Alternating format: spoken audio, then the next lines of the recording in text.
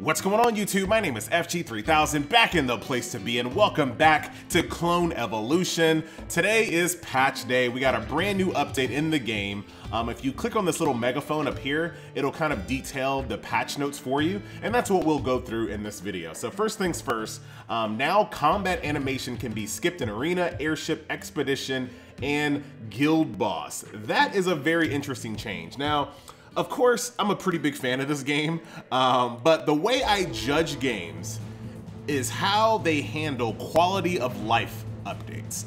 So any game out there can add new characters, they can add new banners. To me, that's not really impressive. What impresses me about a company is when they add quality of life features to the game, because those things don't actually equal money. Like, it's really easy for a company to add a new banner and a new character because they know that equals money. But to make things more streamlined and more fun to play, that doesn't necessarily equal money in a direct sense, but it does equal money, and it is very important for those types of things to happen. So I do like this first change, and I'll kind of show you, I'll show it to you in action here. So if we go here, we'll do a battle. This is the very first change. Now this is something they could have easily put behind a VIP wall, but they didn't.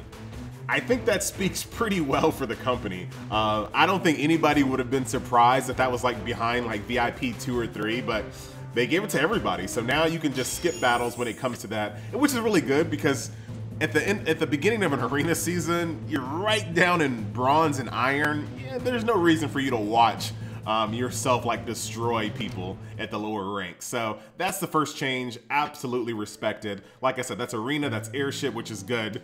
Expedition, which, whatever, and Guild Boss. All right, so another feature that's been added is one-tap equipment function. So this is pretty good, and I won't be able to show it to you in this video because I have no equipment to equip.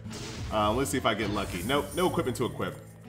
But not a big deal. I can still kind of explain it because I did see it.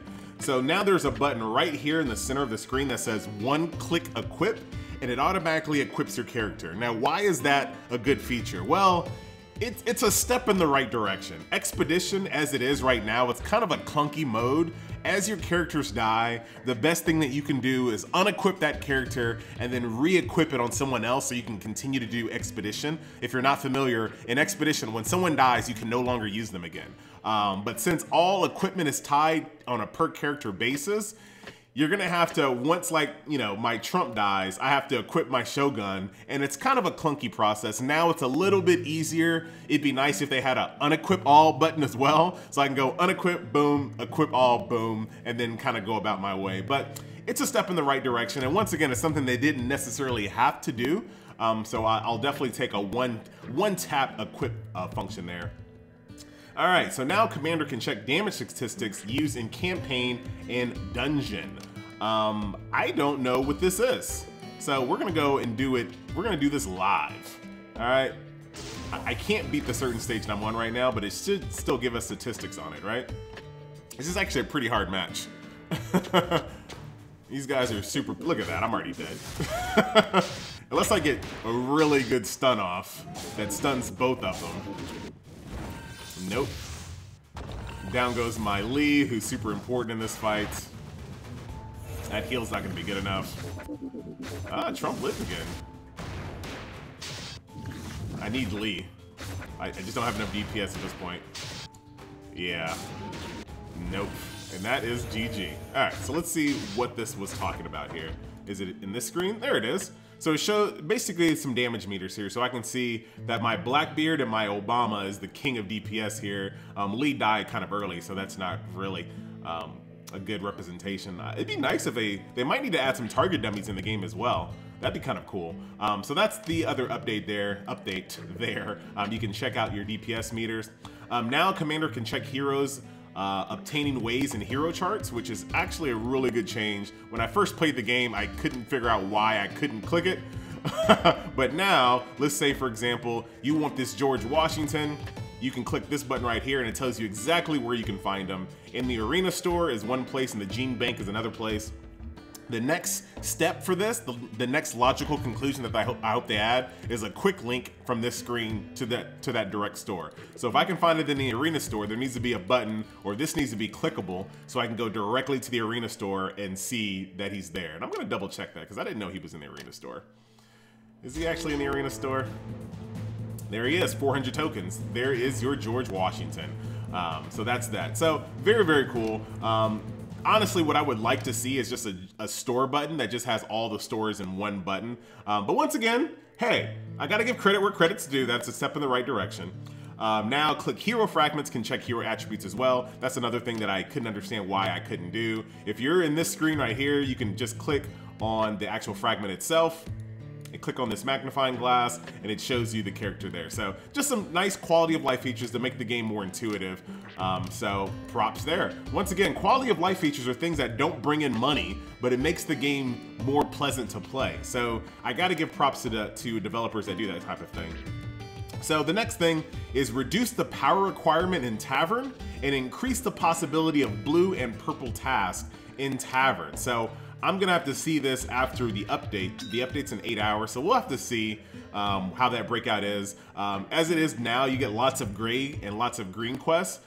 So upping the probability of getting blue and purple quests is going to be very, very nice. That is legit. Not to mention, that is a really cool synergistic effect to the event that's going on right now, which is the Tavern event.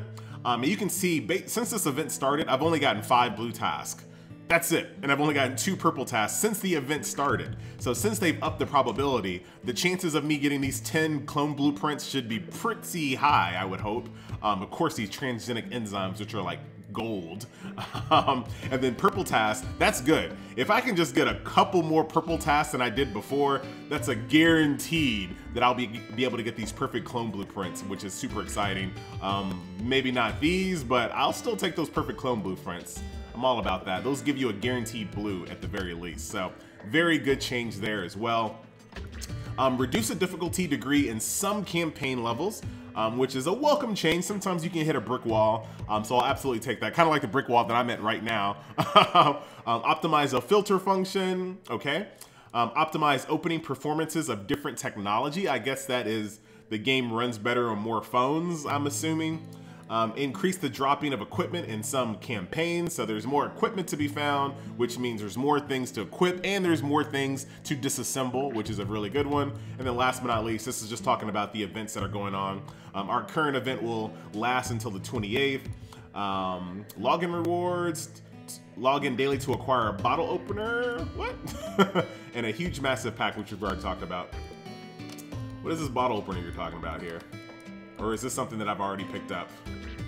I think it might be something I've already picked up because I don't see any bottle opener. I might have already got it and that was like an old note. Might have just been an old note there. All right, so that is the newest update here for Clone Evolution, a step in the right direction. Quality of life features are something that you should not undersell. That's really, really good for the game. But before we end this video, let's see if we can get lucky and get some casino chips on this refresh. Let's go. Just one. All right, let's see what else is in here. I always buy the acceleration blueprints. I always buy the casino chips. The casino chips is one of the best things that you can buy with your tokens because the value that you get out of only 30 gems, the potential upside is massive. Even if you miss several times, the potential upside is massive. So never, if you can, I would always buy those. The gear is too expensive. I would always avoid the gear. I would avoid the blue crystals because you can just get those in dungeons, so I really wouldn't put too much clout there. Characters, I would also not use your gems to buy. Characters are great, like don't get me wrong, but unlocking a purple puts a strain on all your other resources because now you got to use a ton of EXP bots to get them up. You got to use a ton of gold to level them up. You got to use a ton of chromosomes, a ton of transgenic enzymes to star them up. It's a massive sink on your account, right? You're gonna have to spend a ton of money to make that purple relevant, and they're gonna be weak for a long time if you don't have the resources available. So if it were me, I would let the purples flow naturally. That way you can afford to level up a purple once you get it. But that's just one man's opinion. Like I said, even when it comes to gear, I pass on the gear as well. I just don't buy the gear. I'll get that naturally. I don't think the ore is a good value, but let me see. 30 for 60. 30 for 60. Yeah, not a good value, because you could refresh this for 30 and get 100. So even at the lowest rank of a refresh, it's still not really worth. And as soon as you start leveling up, it's just never worth it. So that's something else that I would also avoid in the supply depot. And then last but not least, the advanced clone blueprints are a good value. They're cheaper than the standard price here. So if you want to buy them, you absolutely can. Boom, we got ourselves a guard. Yeah. So, you know, that's up to you. When it comes to getting extra greens and blues with the potential to get a purple, I give a little bit more clout to this because the greens are super useful with updating your institute. So this is okay. Like if you wanted to buy this would be okay. A little borderline, but I think it's still worth. But that will do it for this video, ladies and gentlemen.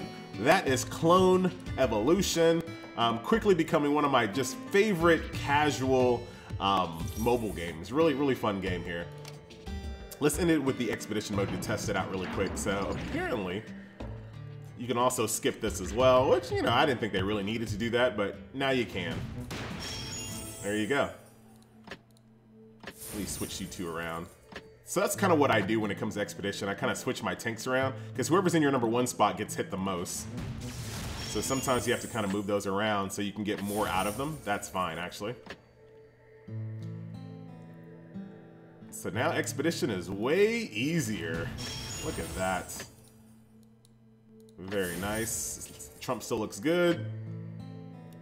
This is all thanks to my healer. You know, I see a lot of people not running healers. I'm not super impressed with my healer either, but she is pretty useful sometimes, especially when it comes to this, being able to kind of keep your characters, your main squad going much longer than they should. Just topping people off is always good. Oh. Thank you very much. Oh man, so this is where it gets kind of hairy, and this is where you kind of have to unequip your team, re-equip another team. This is the part where it's like, meh. There's some more work that still needs to be done in Expedition, in my opinion.